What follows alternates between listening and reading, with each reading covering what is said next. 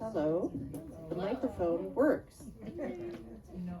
Is that helpful? Is it turned up enough? Okay. I'm going to get started even though people tend to straggle in late. But I'm Nina Barrett. I am the owner of Bookends and Beginnings. Yay. Thank you. We are 8.5 years old now, so we're kind of a grown-up bookstore, I think. I would like to welcome you to our event tonight to discuss the book Do Everything, the Biography of Frances Willard. And what I want to say is that Frances Willard really deserves this book. She is such an important part of Evanston history and such an important part of the larger history of her time.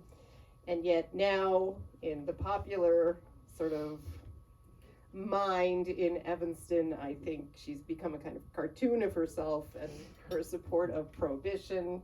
I'm sure you know about the distillery that was named after her, sort of mockingly called Few. But tonight we're honored to have with us a pair of experts who are supremely qualified to talk about the real Frances Willard and why she matters. Christopher Evans is the author of this book, Do Everything. He is professor of the history of Christianity at Boston University. He has published widely in the fields of American religious history and religion and popular culture. His previous books include The Social Gospel in American Religion, Histories of American Christianity, The Kingdom is Always But Coming, and as co-author, The Faith of 50 Million, Baseball, Religion, and American Culture. And in conversation with the author, we are so lucky to have the fabulous Janet Olson, who I had the pleasure of being a colleague of for eight years at Northwestern. She has been the part-time archivist for the Frances Willard Museum and WCTU Archives in Evanston since 2007. And from 1998 until her retirement in May 2020, she was the assistant university archivist at Northwestern. She is a certified archivist and has written articles, book chapters, and exhibit catalogs. She has an MA in history from Loyola University Chicago with her research focus as 19th century social reform. So please welcome them to Bookends and Beginnings, and I'm turning it over to you. Right into it, otherwise it doesn't do anything. Okay. So if you can't hear me, I'll put it further into my mouth. So welcome to everyone. Thank you for coming in to this wonderful space, the perfect place for this book launch. Very Evanston. And I want to welcome home Chris Evans, who spent not only some serious time in his youth here as a student, doing his graduate studies at Northwestern and Garrett, but also spent 5 years on and off in the archives, in the WCTU Archives over at the Willard House, working on this wonderful book. And how he kept it to 300 pages, I don't know. Actually, it was 400 pages. Oh, okay. Okay. Because, I mean, he did so much research. We found, he dug up so many interesting things. We spent so much time over at the Celtic Knot talking about Christian socialism and, you know, progressive and reform and stuff like that. It's been really nice. So it's nice to have Chris back here with us. Let's see. And I wanted to ask first, how many of you know about Frances Willard already? Okay, so a couple of, was there one hand not raised? Ooh, that's good. Because a lot of the times we've noticed over at the Willard House that people come in for tours or sometimes for research, and say, oh, I've lived in Evanston all my life and I've walked past this house and I didn't know what it was or why it was here or who this Frances Willard person was. So it's great to have, I mean, she's so important, as Nina said, in the history of Evanston, and Evanston was so important to her in her life that I'm glad that there's a new impetus to find out about her. So, I think then let's move on and talk to Chris somewhat. We have some questions I'm going to ask, but you know, it'll just sort of happen. So, for those who know basically who Frances Willard was and want to know more, so Chris, who was she, and why was she so important? And after that, you can talk maybe about why she was important to Evanston and why Evanston was important to her. Certainly. Thank you. Well, thank you, Janet, and That's cool. hear me okay? All right, excellent. Well, first of all, thank you so much for coming out tonight. I appreciate the fact that so many of you have taken time out of your schedules to be here. And one of the things for those of you who know Frances Willard, you probably know she has a very intimate association with Evanston. It was the place that she spent the majority of her adult life when she wasn't traveling. And it really was a place that shaped a lot of the visions that she had about women's rights, social reform, and in some way her ultimate vision, which was very much shaped by a strong Christian commitment to building a just and equitable society for all Americans, that came out of the faith that was very much nurtured in her years in Evanston. I always introduce Frances Willard by saying, first of all, unequivocally, she was the most significant American woman of the late 19th century. Now, that's a bold assertion, especially when you think about women like Susan B. Anthony and Elizabeth Cady Stanton, Lucy Stone, so many great American women who made up the tapestry of 19th century, Gilded Age, and Progressive era America. But the reason I say that is, number one, Frances Willard was the most well-known woman of her time, probably one of the most well-known Americans outside of the United States. But she was a woman who was committed to a number of different causes related, first of all, to education. Several of you with Northwestern connections know that she was the first dean of the Northwestern Women's College that was established in the early 1870s. She's probably best known as the longtime president of the Women's Christian Temperance Union, an organization that really spearheaded the cause of what became known as the Prohibition movement, a movement that remains in some respects both contentious, but also, I would argue, gravely misunderstood in terms of its place in American history. She was also very active in the women's suffrage movement, and last but certainly not least, her commitment to what was commonly called Christian socialism.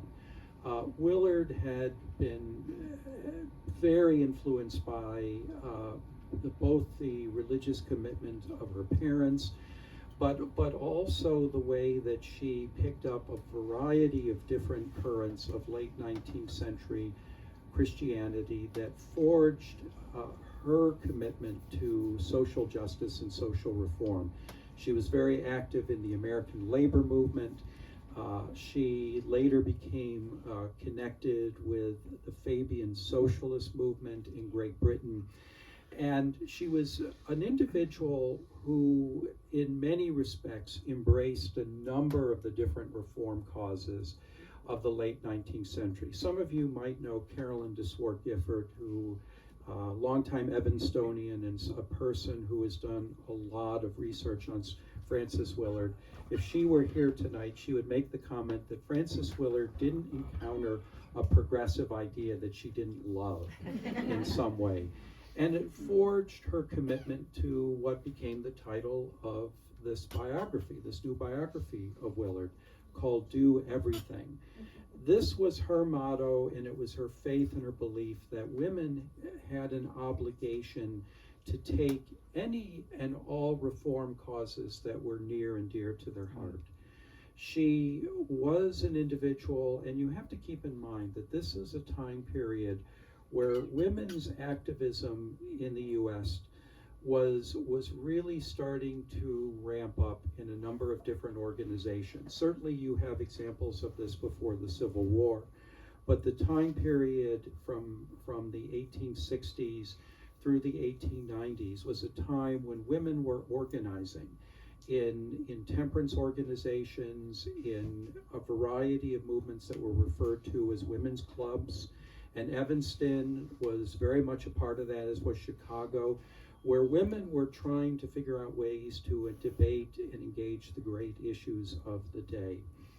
And at a time period where the major women's organizations oftentimes tended to be found within either Protestant mission organizations or organizations that perhaps were connected with the women's suffrage movement, that you have a wide variety of different organizations. But the Women's Christian Temperance Union was the largest women's rights organization in the world by the time of Willard's death, with a membership of approximately 150,000 women. And the causes of the WCTU, and we forget this, were not just confined to temperance, but they were concerned with women's suffrage. They were concerned about economic justice. They were concerned about the alleviation of poverty. There was a wide swath of issues that Willard and other temperance women were involved in. And I always like to point out, too, that Chicago, and the greater Chicago area, was really at the epicenter of a lot of different social movements, religious and secular, in the late 19th century. So you have the labor movement. You have this was a strong base for suffrage, and it was one of the major bases for the spread of the women's temperance movement. So Frances Willard was a woman, I like to say, who had her fingers in a lot of different pies. She was an activist. She was very involved in the local politics of Evanston, as I mentioned. She was also, again, a Methodist laywoman. One of Frances Willard's main objectives in her life and her true desire was to become an ordained minister. And time and again, she, at a time where women were trying to find access to institutional Christianity, she wrote a very popular book arguing for the right of women to be ordained. She came out very strongly for measures that always argued for equal pay for equal work for men and women, quite ahead of her time on that. That gives you, again, sort of an overview of some of the causes. But one of the things that I think holds the book together, Janet, and this is something that a lot of previous scholars on Willard haven't really picked up on, is the importance of her Methodist faith, which came from her parents, but also evolved into what you could call the social gospel. Very strong belief that the primary goal of religion was to reform society. And this became sort of central to her success, both as a temperance leader, but also as a women's rights leader. In the 1880s, she backed, at a time when many third parties were running rampant in the United States, Willard became one of the leaders of a group called a political party, again, with a very strong base in the Midwest, called the Prohibition Party. And beyond sort of the support for the idea of a prohibition amendment, she was very committed to pushing this party to include planks for economic justice, support of the labor movement, what we would probably call unemployment compensation legislation today, and also, most importantly for Willard, the right of women to vote. So that gives you a spread of her causes and a little bit of the overview of what I was trying to get at in this book as I was telling Willard's story, from her childhood, from her years as a temperance leader, and her broader role as a women's rights activist and public figure in the United States at the end of the 19th century. Yeah, she really, that's what I mean about how you kept it to 300 pages with everything she did. You did a remarkable job of keeping it chronological, because I get very tangled up in her, what she did when and which organizations she was, pushing and where she was. She traveled 1,000,000 miles a year all over the place. And of course, she was known as a fabulous speaker. She wrote constantly, although her handwriting, we have to say, was terrible. Yeah. She was often writing on the cars while she was on a train, but that's not really the excuse. Her writing was terrible, as we know from the material we have over in the WCTU Archives, and I think, and just to re-stress a little bit about what you were saying about Evanston. As we know, she was, her family got here in 1857, 58. The town was very young. She grew up with the town, and the town really influenced her incredibly, and the women of the town. And this, Lori, can you help me? I can never remember the quote that. Evanston is a paradise for women. Yeah, there's that one, but there's another one. It's like Evanston. When I get to heaven, mark me from Evanston. No, she has so many. How many more do you want me to go through? No, I want the one where she says Evanston is, women are nothing. Evanston is nothing without its women, or something like that. Evanston is nothing. Okay, If I meant not, to look it up. I can't get it. Okay. Anyway, she said something like that. So the women of Evanston, from the very beginning, were influential to Willard. These women who were faculty wives and ministers' wives, and the people who had come to Evanston because of its educational opportunities and because it was a temperance town. That's Northwestern's fault, not Willard's. And anyway, so Evanston is so significant in her life. I just think it's really cool that we have a person like that here. But back to the book. So Chris, why did you decide to write this book? As we know, there have been other biographies of Willard over the years, but there hasn't been a new one since in 1986. So, what compelled you to write it, and what are you bringing to it, and what did you learn from it? That's quite a question, Janet, but I'll try to be as concise as possible. I have had a long time interest in Frances Willard, and just again a little bit about my background. Like Frances Willard, I am a Methodist. I am actually an ordained Methodist minister, and I've been involved in various capacities of ministry in my life. As was mentioned also, I did receive my PhD from Northwestern and Garrett a long time ago.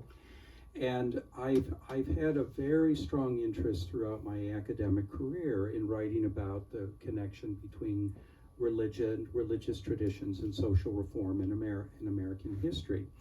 And Willard was always a name that came up. And I remember when I was a grad student at Northwestern,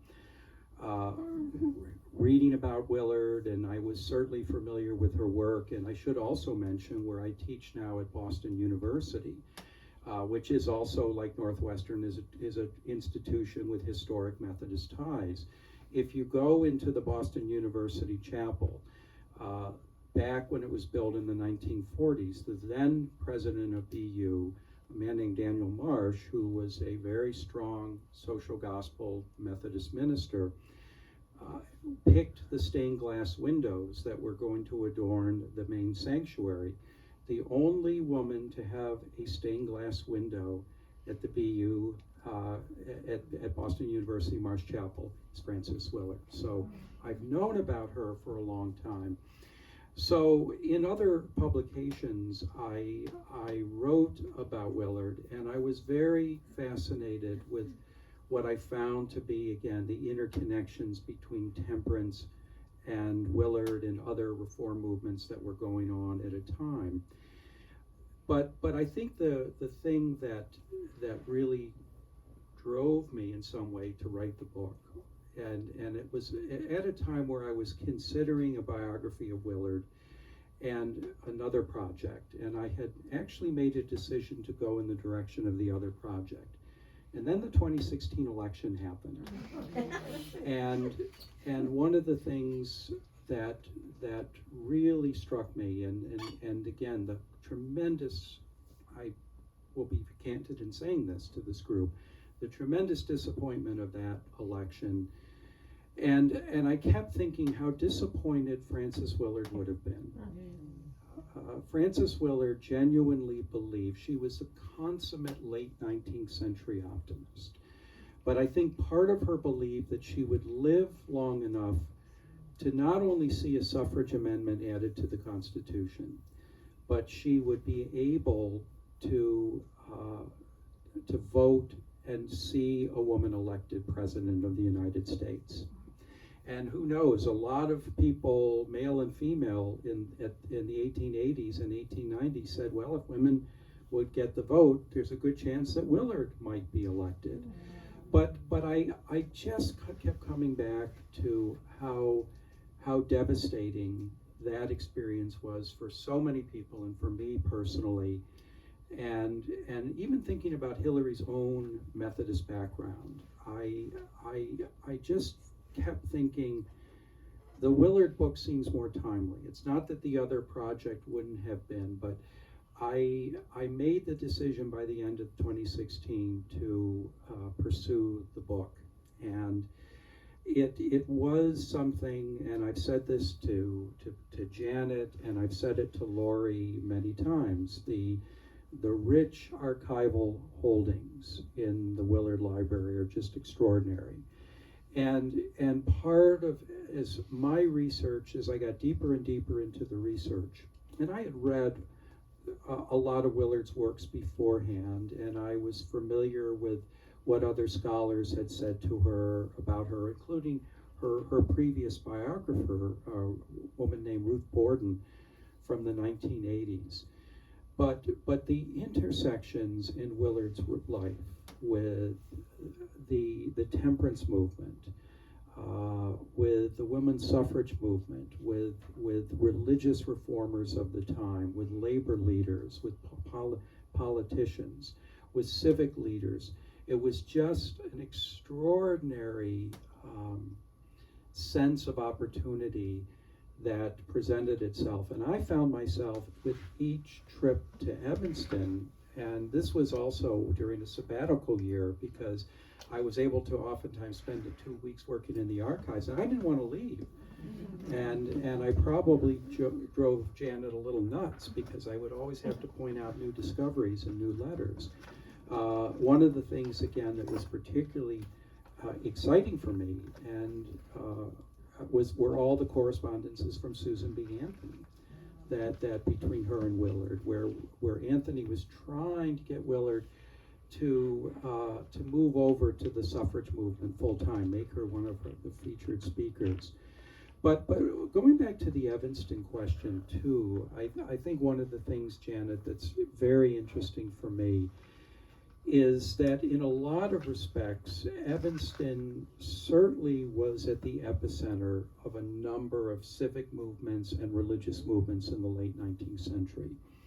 The term Heavenston that is oftentimes associated with the town is a reflection, I think, in part not only of the Methodist presence, but the sheer number of churches and different denominations that have taken root here. It was also, I think, a center of a lot of progressivism, political progressivism, religious progressivism. A number of the leaders who lived in Evanston obviously had connections with academic institutions like Northwestern and Garrett, but also a number of businesses in the greater Chicago area. So I think getting into the Evanston angle of the story is very important, as it really was at the epicenter of Willard's life. And again, Janet will tell you this, during Willard's heyday, especially when her mother was alive, the rest cottage was buzzing with local dignitaries, with politicians, with Methodist bishops, with other reformers, with WCTU members. This was really the soul of the movement that Willard was surrounded by, and that is something, again, that I tried very hard, and I hope this book captured in some way.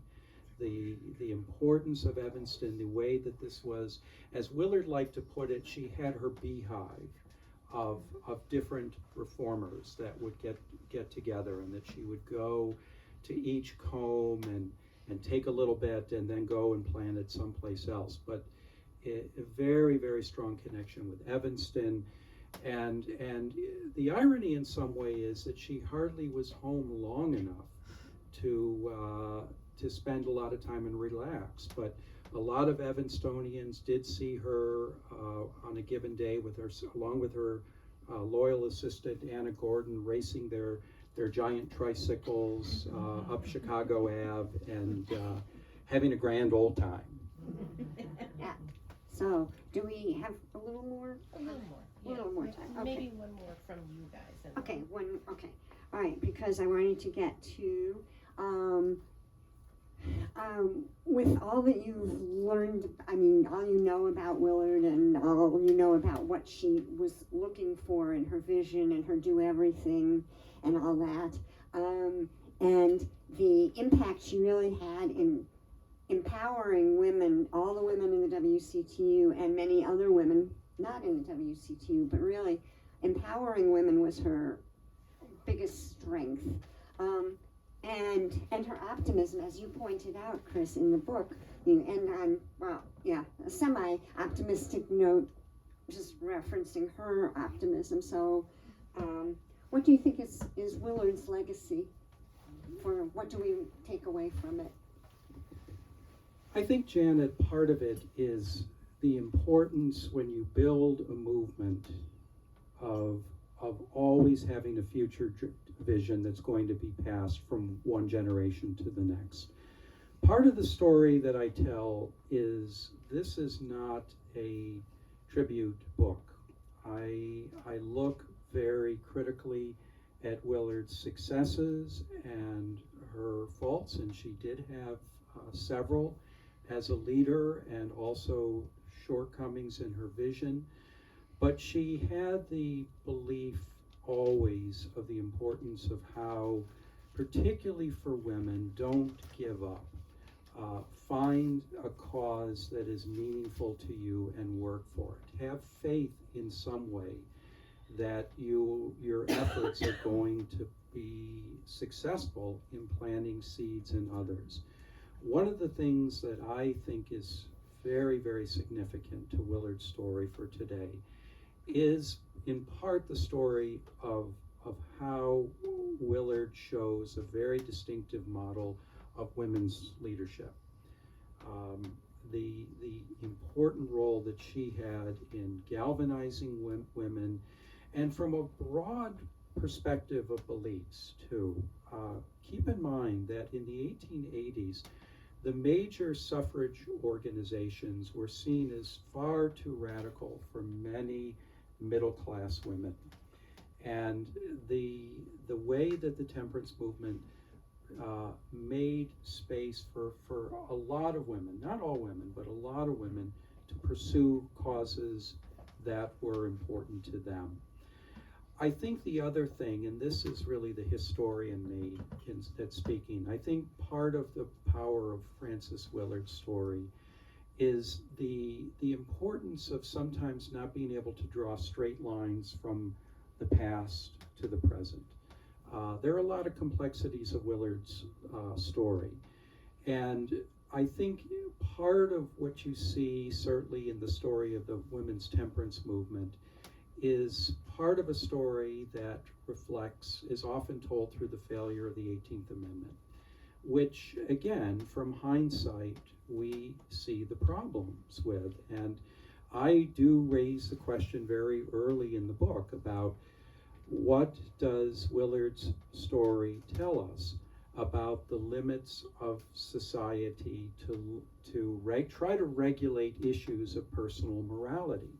And I think at a time after Roe v. Wade, understanding and reading Willard's story is very important to that. The other side of Willard, of course, though, is the way that she wanted to see a society that cared for the poor, for the marginalized, and particularly, again, always her belief that women had an obligation really to make themselves heard. She could be very, very nice, and she was extremely charismatic, but she was not above going after people, particularly men, who she considered to be either very chauvinistic or very hypocritical. Willard had to deal with a lot of men who would say to her, "We're for you, we support suffrage, we support what you're trying to do," and then she would be betrayed by them, oftentimes. And she would always come back to this message, which I think resonates, that what we do and what we accomplish and what we think we do oftentimes can't be seen. It's oftentimes reflected in the people that we influence and that we inspire, and the way that we hopefully plant seeds for a future generation to realize the harvest of what our ancestors were able to plant. Yes, what he said. Well, I think we've used up our talking time, Yes. and we're going to let everybody else ask pointed questions and things like that. So I'm turning this microphone over to. Do I keep it or You keep it, and call I it? think we can probably Yeah. hear. I think we can hear. Okay. Can you talk about the WCTU and Frances's thoughts about the amendments after the Civil War, the liberation of slaves and their political actions in the South, how they felt about getting pushed back and Jim Crow and so on? Yeah. Well, this is certainly something where I think, and I talk a lot about this in the book, how I think there were so many social issues where I think Willard grew tremendously in her thought. However, race and racism was probably not one of them. I think in a lot of respects, Willard carried a kind of classic white abolitionist faith that characterized many people in the abolitionist movement who had strong connections to various forms of evangelical Christianity, that believed once you liberated the slaves and ended slavery, that would solve the problem of race in the country. And I think that in a lot of respects, Willard had an unfortunate but not atypical view about suffrage of African Americans. Now, on one hand, she tended to side with the Lucy Stone faction of women that were connected with the American Suffrage Association, that supported the various amendments that enfranchised black men after the Civil War. And she did not side with the Susan B. Anthony group that really wanted to see particularly the enfranchise of white women as a priority. But there was very much, and again, Willard was fairly typical of this, that she had a very classist view that suffrage, when it was granted to women, should be granted to white, educated women. And for Willard, this was, her hope was, first, this would be women from the North and the South. Now, keep in mind that in 1880, this was about a year after Willard became president of the WCTU, and this was right before she took her first trip to the South. She emphasized the South a lot in her travels, and she was very popular in the South as a speaker and as a women's rights leader. And she tended to see herself as, in some ways she was, as an individual who was healing the rifts of the Civil War. She worked very hard in terms of trying to bring women into the WCTU, but also to bring them into the Prohibition Party. Her hope was that the Prohibition Party was going to replace the Republican Party as the major political party of reform after the Civil War. Keep in mind, and if those of you who have followed the work of Heather Cox Richardson, who's written a lot about the history of the Republican Party, this was the Reform Party after the Civil War. But Willard was very dissatisfied with what she saw as the kind of big business mentality of the Republicans. They were losing their focus on the commitments of Lincoln, and she really wanted to see the Prohibition Party become that new Republican Party, and she was trying to build a base of Southern women and Northern women that she hoped would form a coalition that would be successful in garnering national support. That never panned out, but one of the things that I think you see, and I write about this a lot, particularly in one of the chapters where I explore in great detail the controversy between Willard and Ida B. Wells, very famous Chicagoan African-American journalist whose anti-lynching crusade was something that Willard had a very hard time acknowledging. And that's a whole nother conversation. That's something we could spend hours talking about, I think. But I do think part of it comes back to this kind of vision that she had, that she saw white women as being the kind of the cream of the nation, particularly educated white women. She wasn't alone in that. I mean, there are a lot of other people in the suffrage movement and temperance movement thought that way. But it does really reflect, I think, a lot of the classism. And to a degree, particularly when you talk about her views towards African Americans, the racism that unfortunately tended to characterize many white women of that time. Yeah, I just wanted to add one little thing to that, because you really did a wonderful job of interpreting the Willard Wells controversy, which is kind of what people focus on when they think of Willard and race. But I do want to mention that we've been at the archives, and with the House and Archives, we've been exploring the role of Black women in the WCTU, and there is a much larger role than one would think from knowing just the Willard Wells thing, which was so publicized very well by Wells, because she was very good at what she did. So, and you also see throughout Willard's travels and comments and things where she talks about educated Black women and educated Black men, as that was a whole different, it really was a class thing in a way with her. And especially when you talk about the kind of emphasis that she and other progressives had on literacy tests, and certainly when you look at that particular history of Jim Crow segregation, this is again where Willard was, I think, extremely blind, and I think towards the end of her life, Other people in the WCTU were really encouraging her. These are other progressive voices in the WCTU. We're trying to get her to kind of pay less attention to the South. You're saying, in effect, you're not going to convince them on some of these issues, including suffrage, women's suffrage. I mean, there are other ways that you can espouse your vision and trying to break out of it. But that's conjecture. You always think about, I mean, she was 58 when she died, and I often think about, again, how her thought might have developed if she had lived into the 20th century.